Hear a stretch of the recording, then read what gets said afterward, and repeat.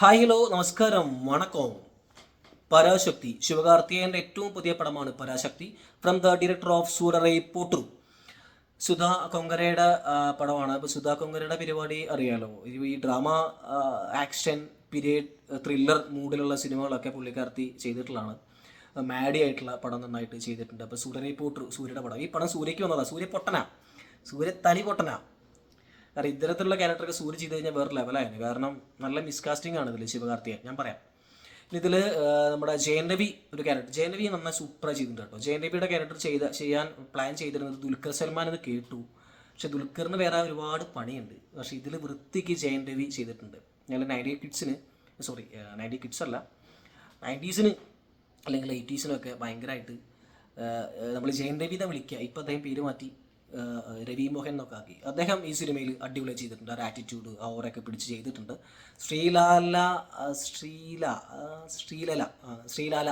അതാണ് ആക്ട്രസിൻ്റെ പേര്. പുള്ളിക്കാരുടെ ഫസ്റ്റ് പടമാണ്. ഫസ്റ്റ് പടം എനിക്ക് തമിഴിലെ ഫസ്റ്റ് ഫിലിമാണ്. തുമ്പി ചാടി പോകുന്ന പോലെ പുള്ളിക്കാരത്തി ഇങ്ങനെ ചാടി പോകുന്നുണ്ട്. ശിവകാർത്തികൻ ഒട്ടും പേരല്ലാത്ത ആക്ട്രസ്സാണ്. ഇവളുടെ ഇദ്ദേഹത്തിൻ്റെ മിസ്റ്റേക്ക് അല്ല, ശിവകാർത്തികൻ നടക്കുന്നില്ല. ഡാൻസ് ചെയ്യാൻ വയ്യ, ആക്ഷൻ ചെയ്യാൻ വയ്യ, ഡയലോഗ് വയ്യ, ഇമോഷൻസിനൊക്കെ ഭയങ്കര ഏച്ച് കൂട്ടൽ ശിവകാർത്തികന്. അയ്യേ, ഞാൻ കുറ്റം പറയല്ല, ശിവകാർത്തികനെ ഞാൻ കുറ്റം പറയില്ല. പക്ഷേ ശിവകാർത്തികന് ഈ ക്യാരക്ടർ പറ്റില്ല. അപ്പോൾ അമരൻ സിനിമ തമിഴ്നാട്ടിൽ ഓൾ ഇന്ത്യയിൽ ബ്ലോക്ക് ബസ്റ്റർ അടിച്ച പടമാണ്. ഒരു ട്രൂ എലമെൻസ് ആയിട്ടുള്ള പടം. അതിൽ ശിവകാർത്തികൻ്റെ കഴിവ് കൊണ്ട് മാത്രമല്ല, സായി പല്ലവിയിലുണ്ട്.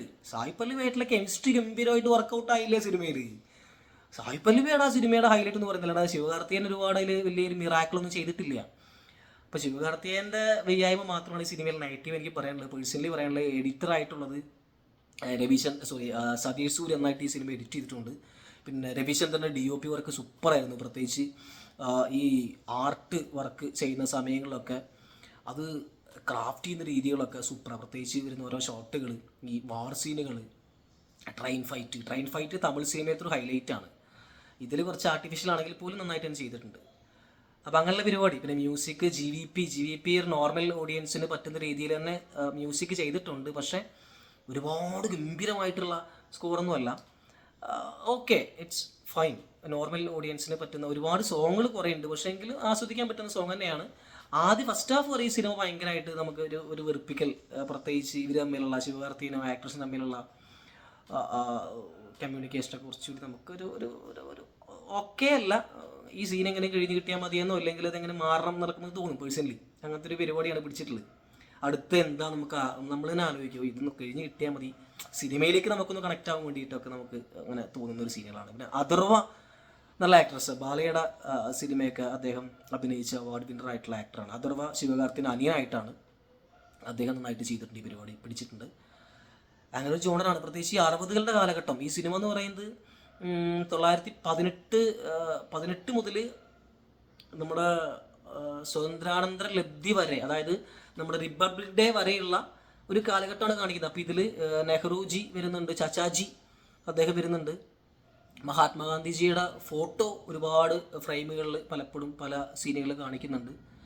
ഇന്ദിരാഗാന്ധി ചെയ്ത ക്യാരക്ടർ എനിക്കാരെന്നറിയില്ല, പക്ഷേ സൂപ്പറായിരുന്നു കേട്ടോ. ഇന്ദിരാജിയുടെ ക്യാരക്ടർ ഇതാരെന്നറിയില്ല. ലേഡി കറക്റ്റ് ഇന്ദിരാജി നമ്മൾ കണ്ടിട്ടില്ലല്ലോ. ആ സ്ക്രീനിൽ നമ്മൾ കാണും, ഭയങ്കര രസം കാണാൻ, ഭയങ്കര ആവേശം.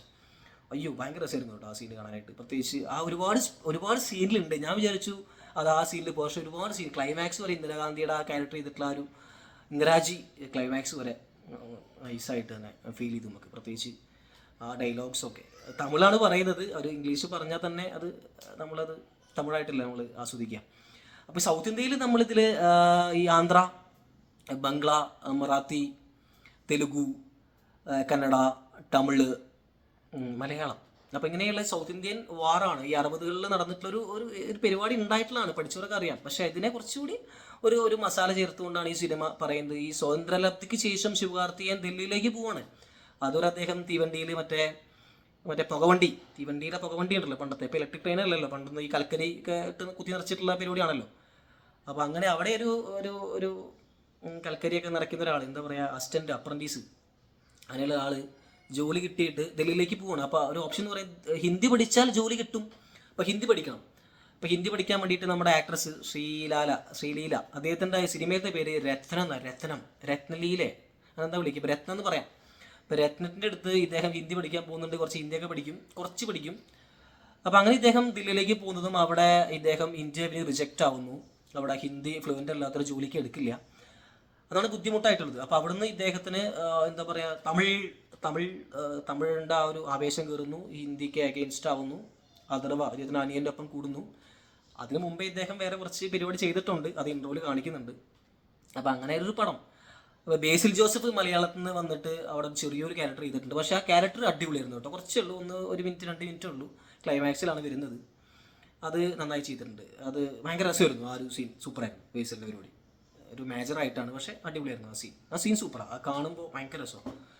ഇറ്റ്സ് ഓറ ആ സീൻ സൂപ്പറായിരുന്നു. അങ്ങനെ പോകുന്നൊരു പടം. അങ്ങനെ ഇതിൽ അവസാനം നമ്മൾ റിപ്പബ്ലിക് ഡേ ആ സമയത്ത് നമ്മൾ തമിഴും കൂടി വലിയൊരു ഭാഷയാണെന്ന് പ്രഖ്യാപിക്കുന്ന ഒരു കാലഘട്ടം. ഇതാണ് ജോണർ. നമുക്കറിയാം, എല്ലാം എക്സ്പെക്റ്റബിൾ ആണ്, എല്ലാം പ്രഡിക്റ്റബിൾ ആണ്.